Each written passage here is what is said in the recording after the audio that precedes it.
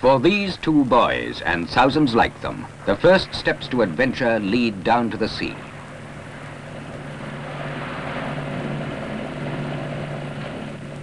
From Plymouth Hoe, Sir Francis Drake looks on. He learned to sail here 400 years ago.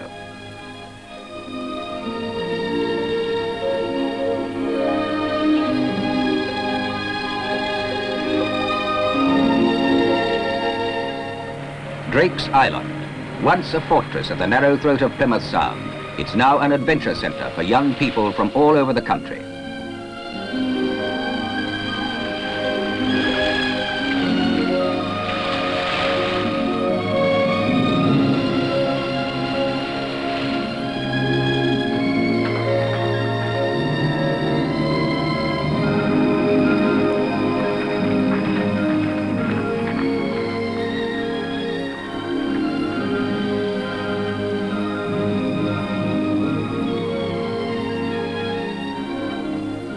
Where gunners once drilled to protect the naval dockyard, there's instruction of a different sort. In canoeing, in rock climbing, and in sailing. The sails are controlled by these two ropes, the main sheet and the jib sheet. The bit sticking out underneath the boat is the centreboard. It's a sort of folding keel designed to stop the boat sliding sideways across the water. The bit that's hanging at the back is air.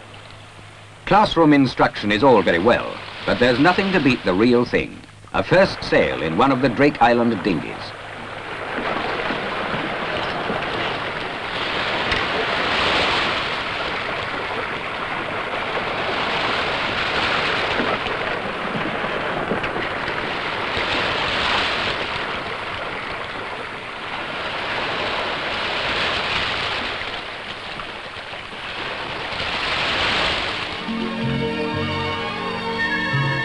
And perhaps an envious glance at the tall ships assembling in Plymouth Harbour for the most spectacular of sailing races, the Tall Ships Race.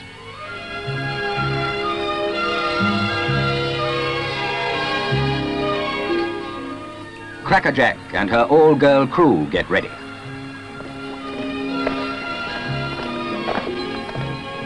Competitors arrive from many different lands.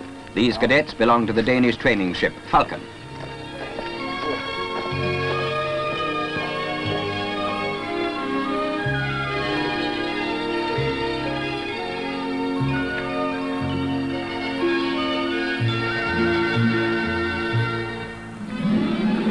Biggest and tallest of them all, the Norwegian Statsraad Lemkuhl. The Duke of Edinburgh, patron of the Sail Training Association, and the Mayor of Plymouth move out to the Royal Yacht Britannia, where the race will be started.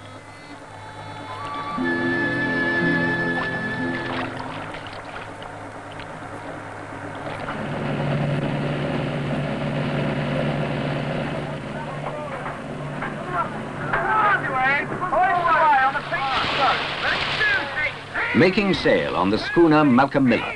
She and her sister ship, the Sir Winston Churchill, belong to the Sail Training Association, who organise the Tall Ships Race. The main condition of entry is that at least half the crew must be under training. So for most of these lads, the maze of ropes and rigging is still new and strange.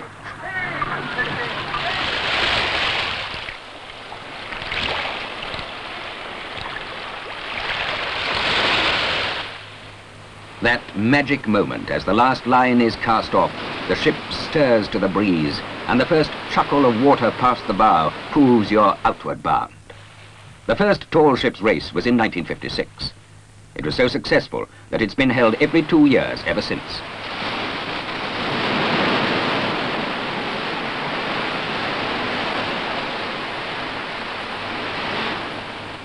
It's not just a race for the old square riggers. Astral is a modern sailing yacht, but she still qualifies because of her crew of trainees. A special handicapping system makes the race fair.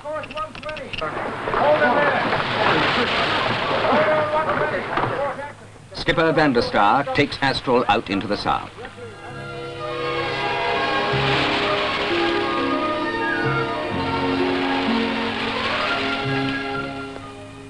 The Italian Navy's Stella Polare.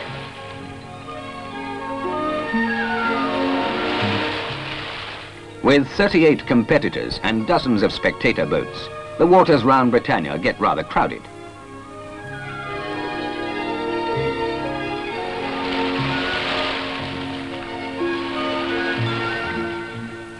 As the minutes tick by, it's time to set all sail in the light breeze.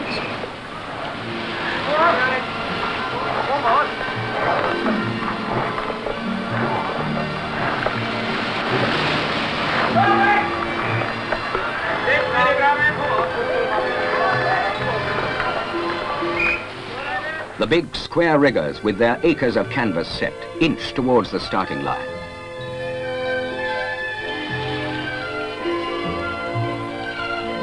Not long now.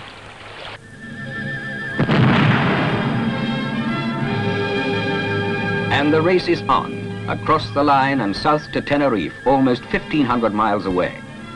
The race will last 2 weeks or more, but for the smaller ships, there's a shorter course of 500 miles to Corunna in Spain. Once all the trade of the world was carried in ships like these. Now, thanks to steam, they're a curiosity, kept only because there's no finer way to train a seaman. Yet nothing can convey so well a sense of beauty, excitement and adventure as a full-rigged ship under sail. With crosses on her sails, the Portuguese Sagres.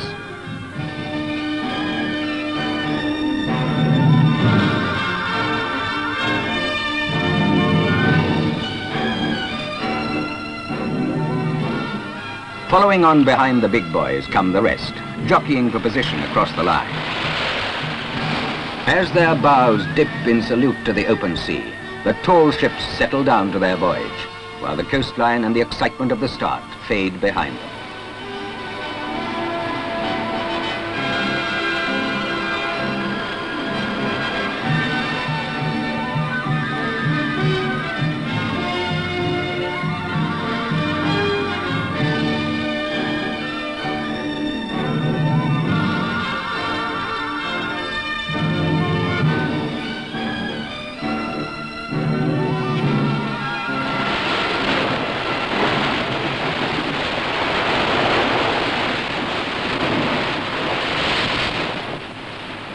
Among the smaller competitors, Charm 3, an entry from the Drake's Island Adventure Center.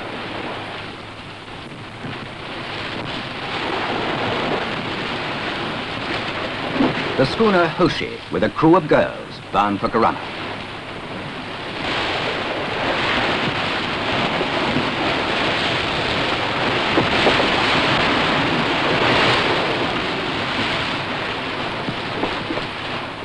The Sail Training Association schooner Malcolm Miller, shaking off her memories of the shore.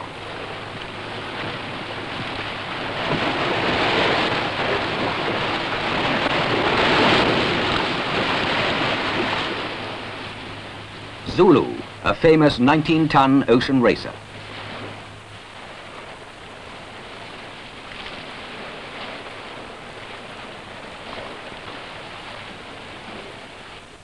In the modern yacht, science and sailing go together. Electronic instruments record the strength of the wind and other navigational aids.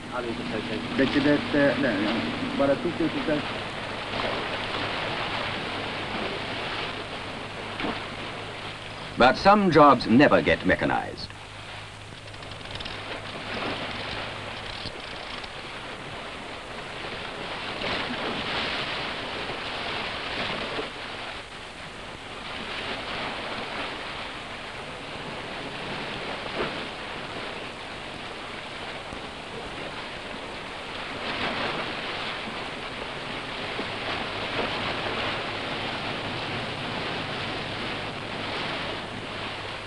In the Stadsrad Lemko, life returns to its normal pace. All the trainees on board intend to join the Norwegian Merchant Navy, so race or no race, their training goes on. But it's not all work. Evening brings its own quiet beauty.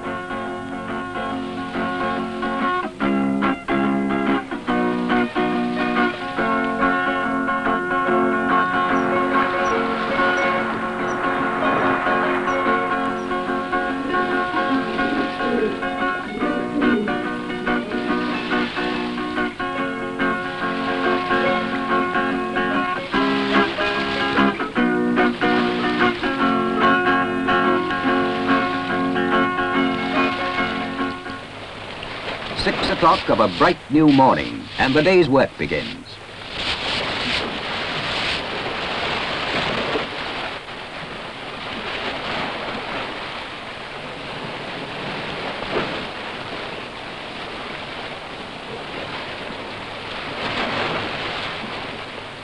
On board Astral, morning means trimming the sails again to get every inch of speed.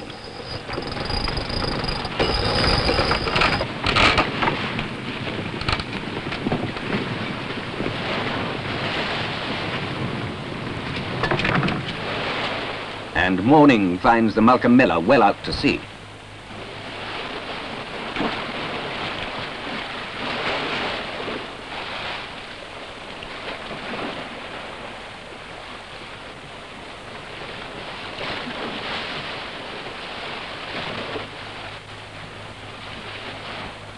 The navigation class gets underway. The Malcolm Miller carries the latest electronic aids, and everyone gets a chance to use them. But the navigator's most valuable instrument is the same today as it has been for hundreds of years, the sextant, for observing the sun and stars.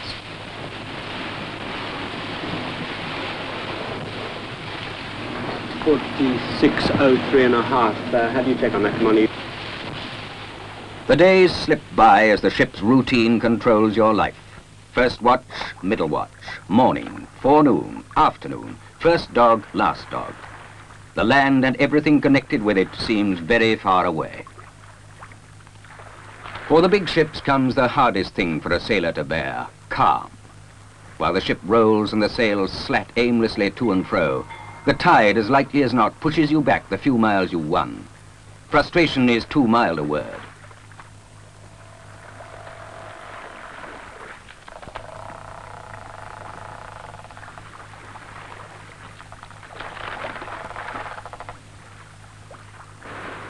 A wind at last, and the ship comes alive again.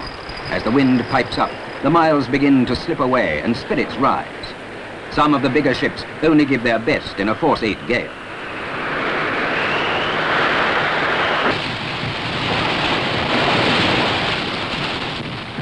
Inevitably, the rough sea claims its victim.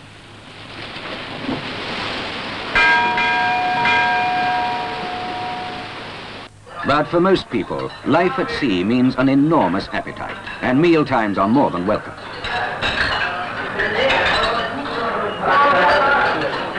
No problem with leftovers here.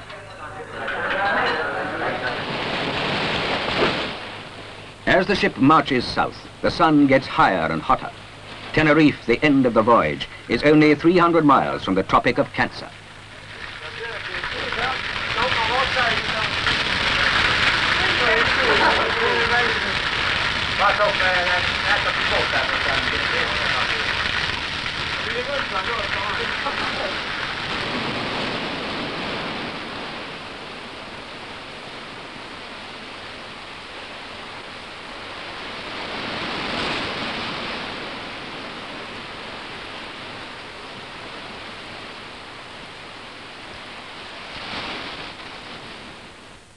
Night, and the hammocks, those most comfortable of beds, sway drowsily back and forth. But on deck, the watchkeepers are awake and alert. Is that the time? Go down below. Let's have some coffee up here. All right, won't be long. With the wind and the stars for company and everyone else asleep below, it's a great time for thinking about the universe around and man's place in it.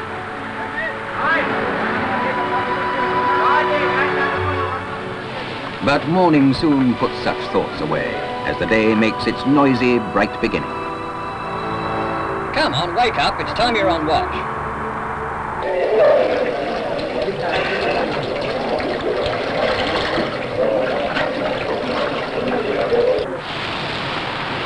Midship.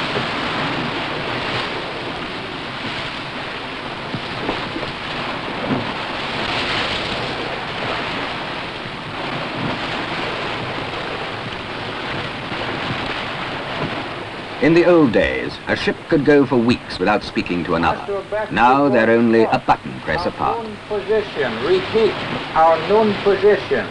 Roger, we can still see the Larvik today, a couple of miles away from us. And Larvik, manned by sea cadets, is doing very nicely. Everything's shipshape here.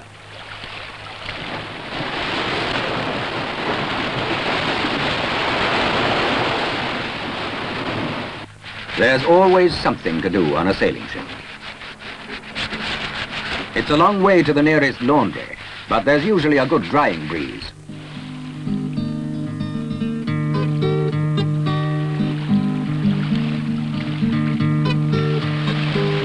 Keeping everything in working order is an endless job in itself.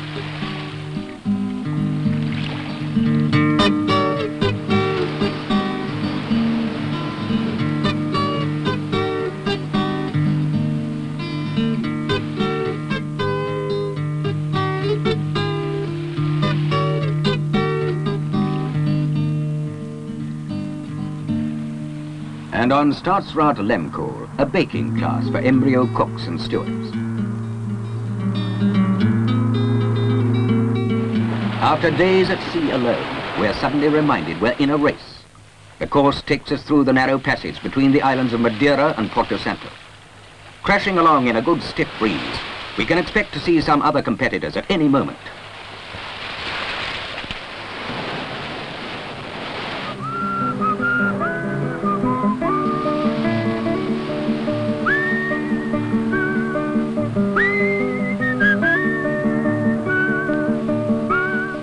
The last leg, with journey's end just over the horizon, Tenerife, the Spanish island off North Africa, where Columbus took leave of the old world to find the new, and Nelson lost his arm to a cannonball in 1797. At the Yacht Club in Santa Cruz Harbor, all eyes turned to the sea, looking for the first yacht home, Stella Polare.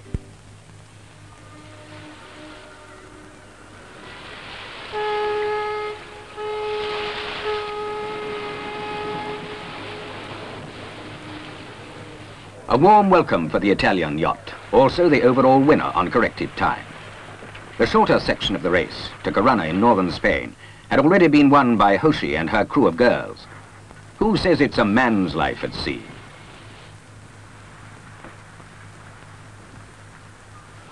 Even after 1,500 miles, the competition is still as fierce as ever, as Malcolm Miller and Zulu battle to be first British yacht home. The winner of the duel was Zulu.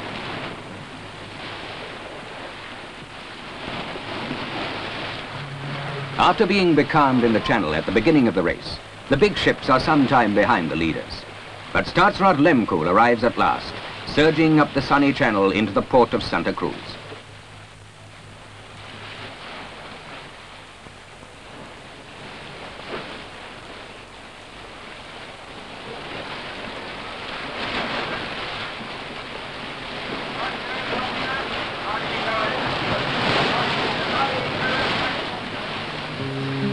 All hands aloft for the last time to furl the sails.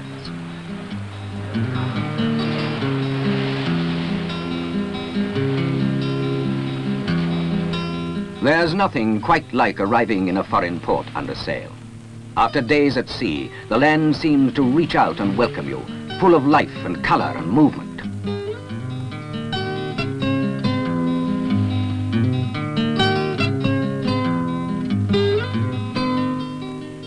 For Captain Fossa and his crew, another race is over, with the gratification of winning their class.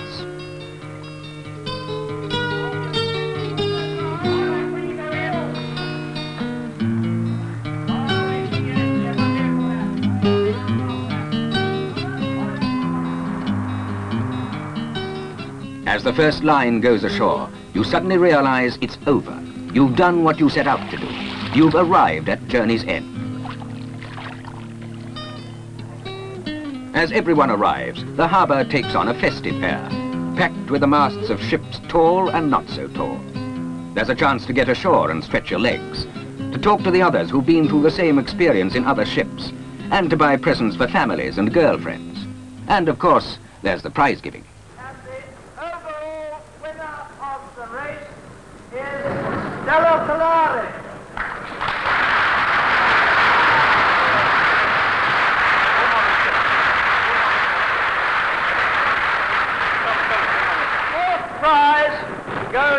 Sagres.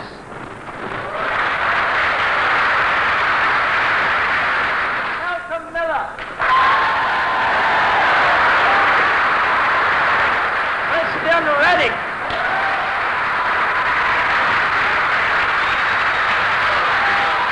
Zulu.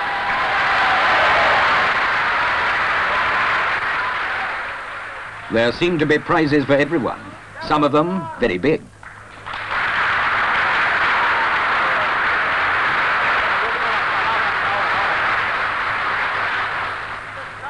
And some rather small.